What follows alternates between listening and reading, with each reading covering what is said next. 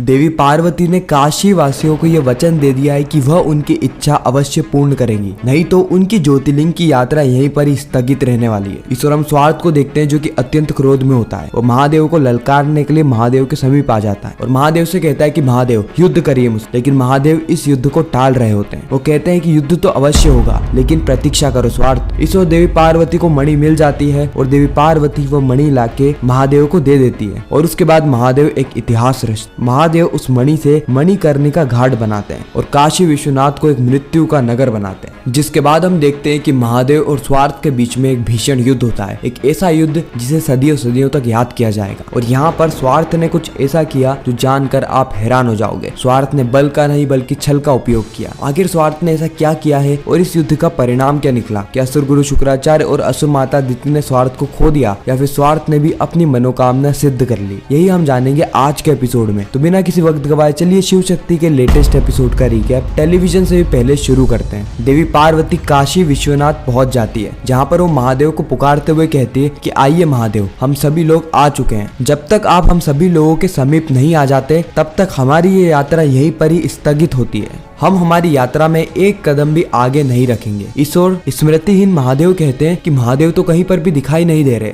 आप यहीं पर ही रुकिए देवी, मैं शिव को लेकर आता हूँ। देवी पार्वती मन ही मन में कहती है कि शिव शिव को पुकारेंगे तो शिव अवश्य आएंगे, आप जाइए और महादेव को लेकर आइए। इस ओर हम देखते हैं कि स्मृतिहीन महादेव मंदिर के अंदर जाते हैं और महादेव को पुकारते हैं। वह कहते हैं कि महादेव, आपको सभी लोग बाहर पुकार रहे हैं, आप आइए ना। और महादेव कुछ ही क्षणों के अंदर ज्योतिर्लिंग से अपने वास्तविक रूप में आ जाते हैं। फिर महादेव स्मृतिहीन महादेव के साथ बाहर सभी लोगों से वार्तालाप करने के लिए आ जाते हैं। महादेव देवी पार्वती से कहते हैं कि आपने मुझे पुकारा देवी। देवी पार्वती कहती है कि महादेव, ये काशी वासी आपसे कुछ वर मांगना चाहते हैं। महादेव पूछते हैं कि कौन सा वर? उसके बाद काशी वासी कहते हैं कि महादेव, हमारी इस भूमि को एक ऐसा वर चाहिए जिससे कि हमारा ये धाम सर्वश्रेष्ठ बन जाए, यहाँ पर किसी की भी मृत्यु हो तो उसे मोक्ष प्राप्त हो जाए। महादेव कहते हैं कि यह जीवन सांसारिक मोह माया को पहचानने के लिए होता है, सुख समृद्धि को पाने के लिए होता है, मृत्यु और मोक्ष की बातें करने के लिए नहीं। उसी वक्त एक काशी की महिला कहती है कि महादेव, हमने आप ही से सीखा है कि भस्म ही सत्य है, मृत्यु ही सत्य है, बस हम उसी का उत्सव मनाना चाहते हैं, इसलिए महादेव आप हमारी इच्छा पूर्ण कीजिए। देवी पार्वती कहती है कि महादेव, मैं इन सभी को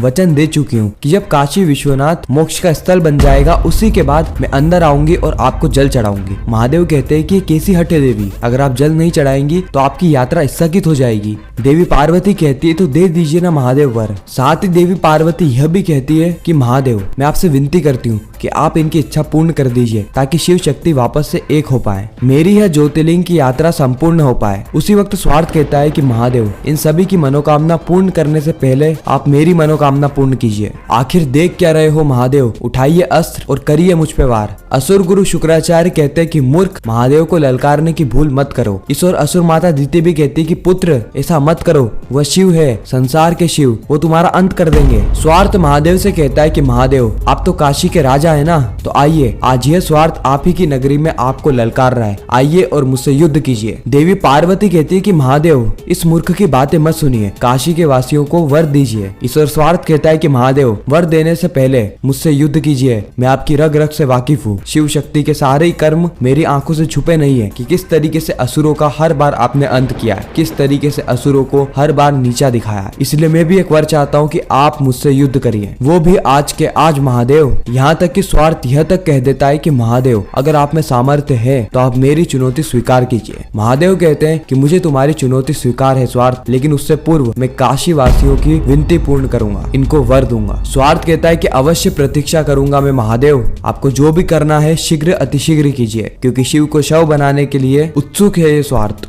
देवी पार्वती पुनः महादेव से विनती कर रही होती है कि महादेव, शीघ्र अतिशीघ्र काशी वासियों का वर पूरा कीजिए। महादेव कहते हैं कि उचित है देवी, मैं अवश्य करूंगा, लेकिन उससे पूर्व आपको मुझे आपके हाथ में जो कलश है उसे देना होगा और इस ओर जाना होगा। इस ओर जाने के बाद आपको वहाँ से एक मणि लाना होगा। बात कुछ यूँ है देवी कि जब आप सती के रूप में थी तो आपके कर्ण का मणि यहाँ पर गिर गया था। ये उसी वक्त की बात है जब मैंने आपको गोदी में उठा रखा था और नारायण ने अपने सुदर्शन से आप पे प्रहार किया था। तो देवी, आप इस इस ओर जाइए और वह मणि लेकर आइए। जैसे ही आप मणि लेकर आ जाएंगी, मैं आपको एक कलश भी सौंप दूंगा और इन काशी वासियों को वर भी दे दूंगा और उसके बाद ये स्वार्थ की ललकार को भी पूर्ण करूंगा। देवी पार्वती महादेव को कलश दे देती है। ईश्वर स्वार्थ बहुत ज्यादा गुस्से में होता है और कहता है कि महादेव, इस ओर आपका परम शत्रु बार बार आपको चुनौती दे रहा है और आप अपनी पत्नी को एक मणि ढूंढने के लिए भेज रहे हैं। ये अपमान है मेरा महादेव, यह अपमान है। महादेव कहते हैं कि तुम्हारी मनोकामना अवश्य पूर्ण होगी स्वार्थ, आज हमारे बीच में युद्ध अवश्य होगा, तुम बस थोड़ी सी प्रतीक्षा करो। ईश्वरम देवी पार्वती को देखते हैं जो कि उस स्थान पर जाके मणि को ढूंढ रही होती है। ईश्वर असुर माता दिति शुक्राचार्य से कहती है कि गुरुदेव, मुझे अवश्य लग रहा है कि ये कोई ना कोई चाल है। महादेव स्वार्थ से प्रतीक्षा इसलिए करवा रहे हैं ताकि वह स्वार्थ का अंत कर सके,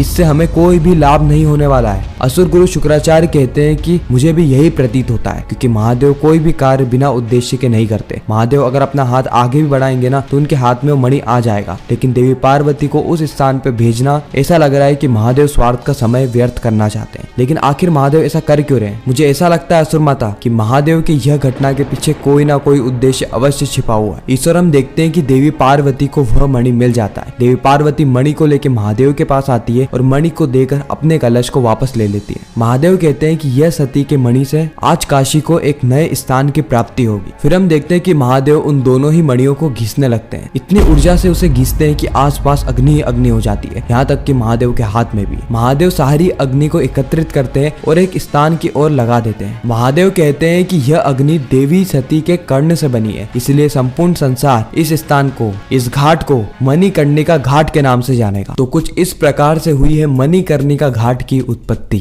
साथ ही महादेव कहते हैं कि यह जो अग्नि आज उत्पन्न हुई है, ये कभी भी शांत नहीं होगी, हमेशा हमेशा ऐसी ही जलती रहेगी और अब काशी में शव पर शव जलेंगे। यह नगर आज से मृत्यु का नगर कहलाने वाला है और यहाँ पर जिसकी भी मृत्यु होगी, मैं उसे स्वयं मोक्ष दूंगा। सारे ही देवता और सारे ही काशी वासी हर हर महादेव का नारा लगाने लगते हैं, क्योंकि वह अत्यंत प्रसन्न होते हैं कि महादेव ने उनकी पुकार को सुन लिया, उनकी मनोकामना को सिद्ध कर दिया, उन्हें वरदान दे दिया। अगले ही पल हम देखते हैं कि एक व्यक्ति हर हर महादेव कहते ही मृत्यु को प्राप्त हो जाता है। महादेव कहते हैं कि यह मृत्यु को प्राप्त हो चुके हैं, अब इन्हें मोक्ष देने का दायित्व मेरा है। इनके शव को अग्नि में जला दिया जाए और यहीं से ही मणिकर्णिका घाट में जलने वाले शव का प्रारंभ होगा और मोक्ष के द्वार खुलेंगे। इसके बाद हम देखते हैं कि वहाँ के वासी इस व्यक्ति के शव को उस घाट पर जलाने के लिए तैयार होते हैं। तो महादेव उस शव के पास आते हैं और उसके कान में कुछ मंत्र पढ़ते हैं, जिससे कि इस व्यक्ति की मोक्ष की प्राप्ति होने वाली है। फिर इस व्यक्ति के शव को जला दिया जाता है। ईश्वर स्वार्थ बार बार महादेव को ललकार रहा होता है और कहता है कि महादेव, तो शव भी जल गया, मणि भी मिल गई और काशी वासियों को वरदान भी। अब तो आप मुझसे युद्ध कर ही सकते हैं, इसलिए तैयार हो जाइए, सज्ज हो जाइए युद्ध के लिए। महादेव कहते हैं कि थोड़ी और प्रतीक्षा करो स्वार्थ, जब तक ये शव भस्म में तब्दील नहीं हो जाता तब तक मैं तुमसे युद्ध नहीं करूंगा। स्वार्थ कहता है कि इसकी भस्म से और हमारे युद्ध से क्या संबंध है? महादेव कहते हैं कि संबंध है, बहुत गहरा संबंध है, जो कि संसार कुछ समय बाद जानने वाला है, इसीलिए तुम प्रतीक्षा करो। और इसी के साथ ही खूबसूरत एपिसोड यहीं पर ही खत्म हो जाता है। आपको यह रिकैप कैसा लगा कमेंट सेक्शन में जरूर बताना और आप शिव शक्ति के अलावा और कौन कौन से टीवी शोज के रिकैप देखना चाहते हैं वह भी कमेंट करना। मैं मिलता हूँ आप सभी से किसी नेक्स्ट इंटरेस्टिंग वीडियो में, जब तक के लिए गुड बाय।